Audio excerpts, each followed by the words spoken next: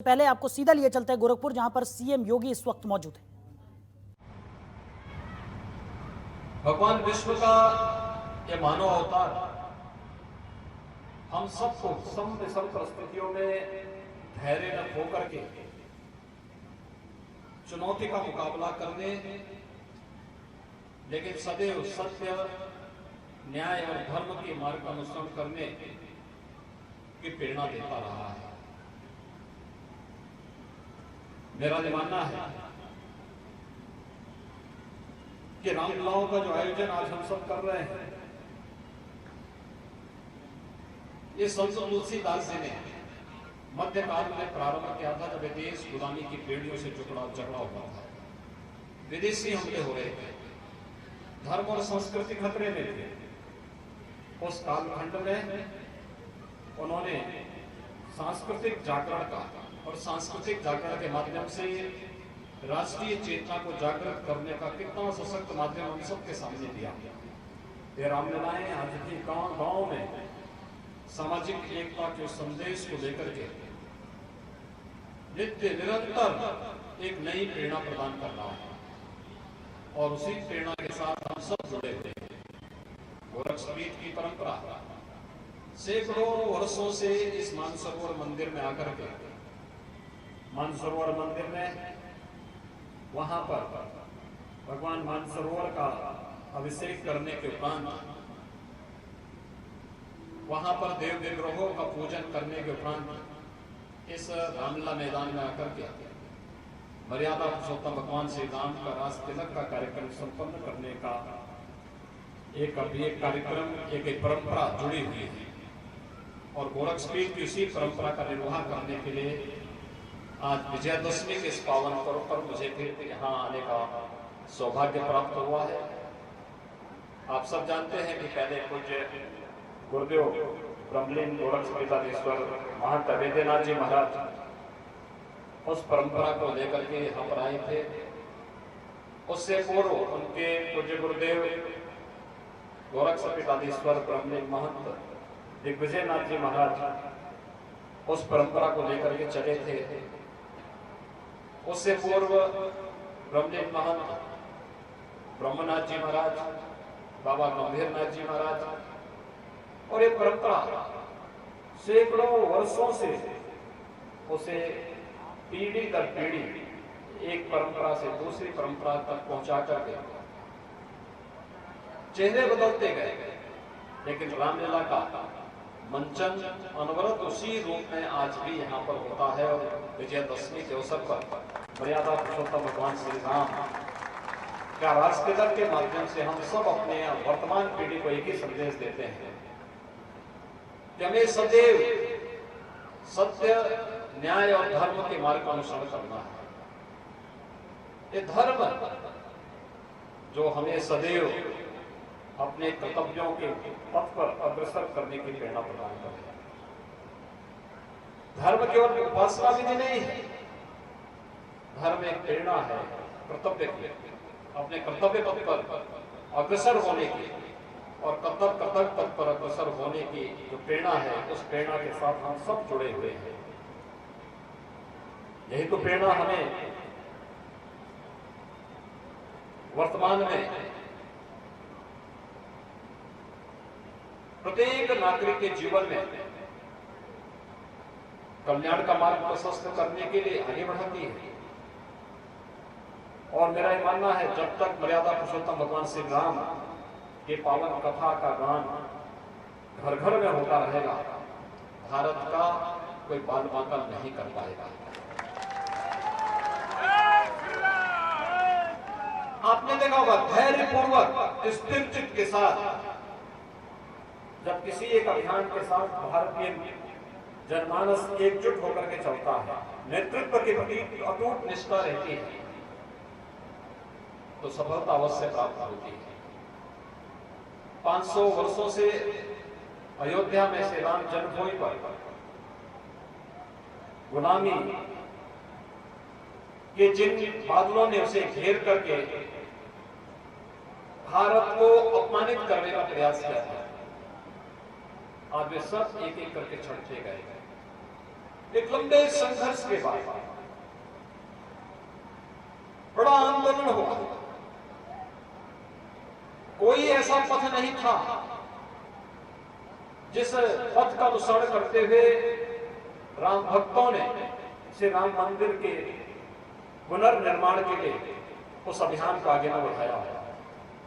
लेकिन सत्य की जीत होती है और न्याय सदैव सत्य के साथ रहता है।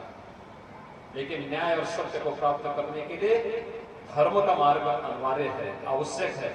और अयोध्या के परिप्रेक्ष्य में आप सबने देखा होगा यही हुआ है। आज अयोध्या में भगवान श्री राम का भव्य मंदिर के निर्माण का कार्य युद्ध स्तर पर आगे बढ़ रहा है। आप देख रहे होंगे कितना भव्य मंदिर, दुनिया का सबसे भव्यतम मंदिर होगा अयोध्या में भगवान श्री राम का बनने वाला मंदिर। युद्ध स्तर पर कार्य प्रारंभ हो चुका है। स्थितियां इस बात को प्रदर्शित करती हैं कि नेतृत्व सही है। आम जनमानस के मन में उनकी नीति और नियत में कोई खोट नजर न आता हो और पूरी निष्ठा के साथ आम जनमानस अगर अपने नेतृत्व पर विश्वास करते इस अभियान के साथ जुड़ा है तो आपको सफलता से कोई रोक नहीं सकता है। और अयोध्या में श्री राम जन्मभूमि पर भव्य मंदिर निर्माण का मार्ग प्रशस्त होना इसी बात को प्रदर्शित करता है। आज भारत ने राम मंदिर के निर्णय के बाद प्रधानमंत्री मोदी जी के नेतृत्व में भारत की सांस्कृतिक विरासत को वैश्विक मंच पर प्रस्तुत करने में कितनी बड़ी मदद की है। आज पूरी दुनिया भारत के संविधान का समर्थन करती है। आज वैश्विक मंच पर भारत की परंपराएं जो हजारों वर्षों की विरासत थी वे एक एक करके वैश्विक मंच पर छाती जा रही है। और वर्तमान में आपने देखा होगा किस हद तक जाकर के हम लोगों ने इसमें सफलता प्राप्त की। ये सफलताएं तो कोरोना कालखंड में भी आपने देखा होगा। कोरोना इस सदी की सबसे बड़ी महामारी है। अनेक लोगों ने अपने प्रियजनों को खोया। हम सबकी संवेदना उन सभी के प्रति है। लेकिन उस सब के बावजूद लोगों ने, दुनिया ने भारत की आयुष पद्धति को अपनाया है। आयुष पद्धति के माध्यम से जीवन की एक नई राह खोजी है। भारत आज वैश्विक मंच पर अपनी धमक को लेकर के किस रूप में आगे बढ़ रहा है। एक तरफ अपने सांस्कृतिक मूल्यों की स्थापना का अभियान हो, दूसरी तरफ जिनके कारण भारत की स्वाधीनता खतरे में पड़ी थी, जिनके कारण भारत और भारतीयता संकट में आती हुई दिखाई देती थी, वे एक एक करके उन सभी खतरों को एक एक करके दूर करने का कार्य और भारत के सांस्कृतिक मूल्यों की स्थापना किस रूप में होनी चाहिए, कैसे हम वैश्विक स्तर पर उसे आगे बढ़ा सकते हैं। प्रयागराज में कुंभ का आयोजन आपने देखा होगा। आज नमामि गंगे परियोजना के माध्यम से अविरल और निर्मल गंगा के कार्यक्रम को आप देख रहे होंगे। अयोध्या में भगवान श्री राम के भव्य मंदिर के निर्माण का कार्यक्रम और सैकड़ों वर्षों से यहां पर इस रामला मैदान में रामला में पवित्र मंचन होता है। लेकिन हम लोग देखते थे कि बरसात होती थी, पूरा कार्यक्रम डिस्टर्ब हो जाता था, पंडाल जो लगा रहता था टूट जाता था। लेकिन अब यहां पर एक भव्य मंच भी बन गया है, एक भव्य आयोजन हो रहा है। अब कीचड़ यहां के कार्यक्रम को बाधा पैदा नहीं करेगा। और केवल मानसरोवर के इस रामला मैदान में ही नहीं, हजारीबाग के रामला मैदान में ये कार्यक्रम नहीं हो रहा है, बड़घाट में भी रामला मैदान तो उसी भव्यता के साथ आगे बढ़ाया जा रहा है। आपने यहाँ पे मानसरोवर मंदिर देखा होगा। मानसरोवर मंदिर आज से 5 साल पहले कितना जीर्ण शीर्ण हो चुका था। लोग मंदिर के अंदर जाने में भयभीत खाते थे, पता नहीं मंदिर के अंदर जाने पर कब वो मंदिर उसके ऊपर गिर जाए। लेकिन आज मंदिर भव्य रूप से आगे बढ़ा है। जनसहयोग, जनसेवकता भी थी। मैंने कहा था कि जनता और स्थानीय भक्तगण मंदिर का पुनर्निर्माण करें और बाहरी परिसर की सुंदरीकरण का कार्य सरकार लेगी, पर्यटन विभाग देगा। यहाँ के स्थानीय भक्तों ने मंदिर का पुनरुद्धार किया, सरकार ने परिसर के विकास का कार्य किया। आज देखना होगा मानसरोवर मंदिर पहले और आज की तुलना में कितना उसमें व्यापक परिवर्तन हुआ है, और यही कार्य हर एक स्तर पर हो रहा है। आपने देखा होगा प्रधानमंत्री मोदी जी के नेतृत्व में काशी में काशी विश्वनाथ धाम, बाबा विश्वनाथ धाम किस रूप में, एक नए स्वरूप में आगे बढ़ रहा है। आप मिर्जापुर में जाएंगे, मां विंध्यवासिनी का धाम किस रूप में आगे बढ़ रहा है। ये सब हमारे गौरव के प्रतीक हैं। और फिर ये नया भारत का नया उत्तर प्रदेश अपने सांस्कृतिक मूल्यों की पुनर्स्थापना के लिए पूरी दृढ़ प्रतिज्ञा के भाव के साथ आगे बढ़ रहा है, और उसी भाव के साथ आज हम सब यहाँ पर इस ऐतिहासिक मानसरोवर मंदिर और इस रामलीला मैदान में यहाँ पर भगवान श्री राम के राज्याभिषेक के इस कार्यक्रम के साथ यहाँ पर जोड़ने के लिए यहाँ पर उपस्थित हुए हैं।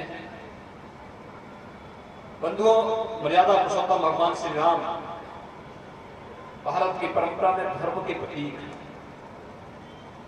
हमने राम को धर्म का रूप माना है। रामो विग्रहवान धर्म, यानी धर्म के जो भी गुण हैं,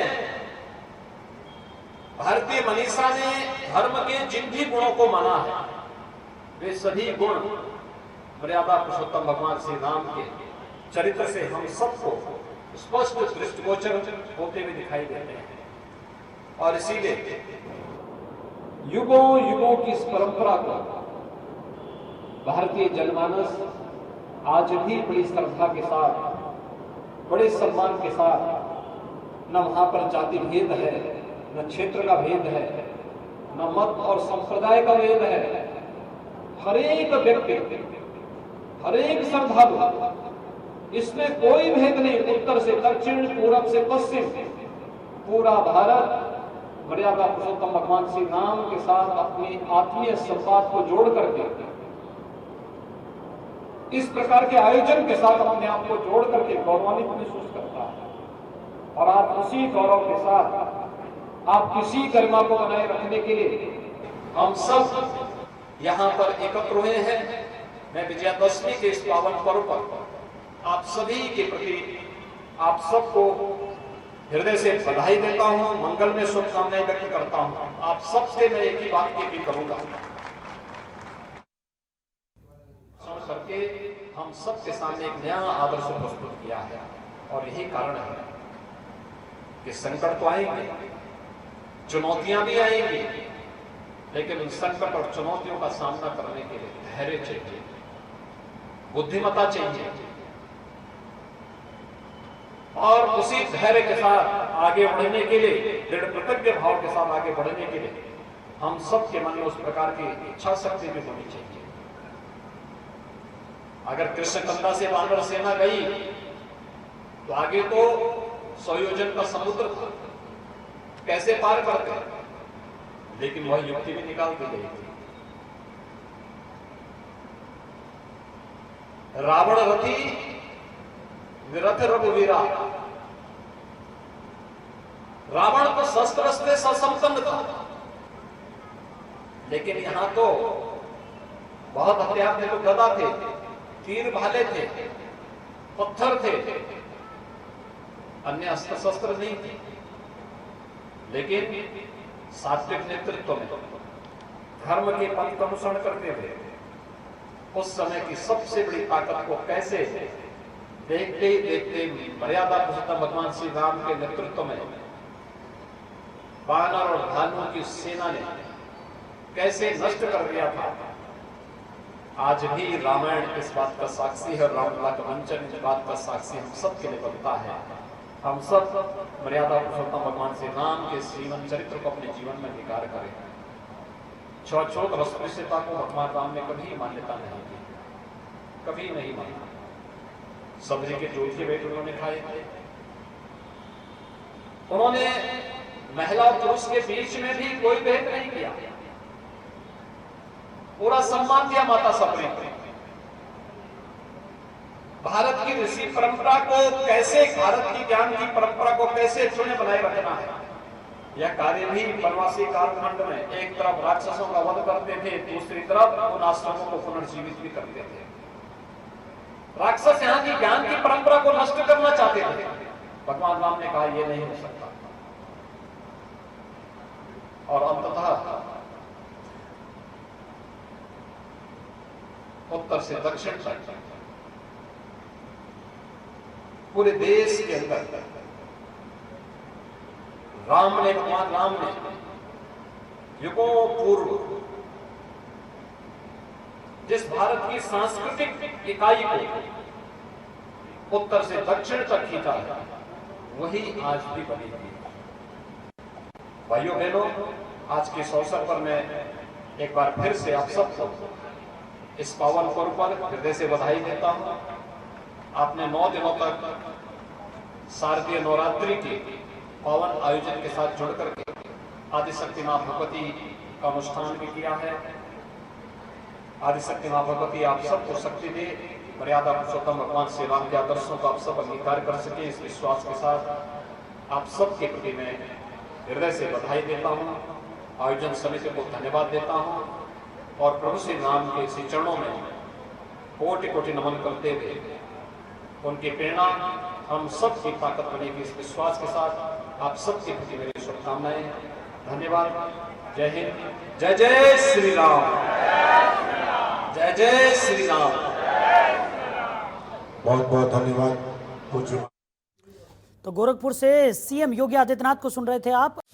खबरों के निष्पक्ष विश्लेषण के लिए सब्सक्राइब करें Janatantra TV and press the bell icon. Never miss any update.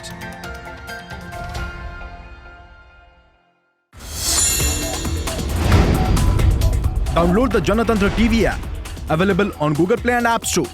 Download it now.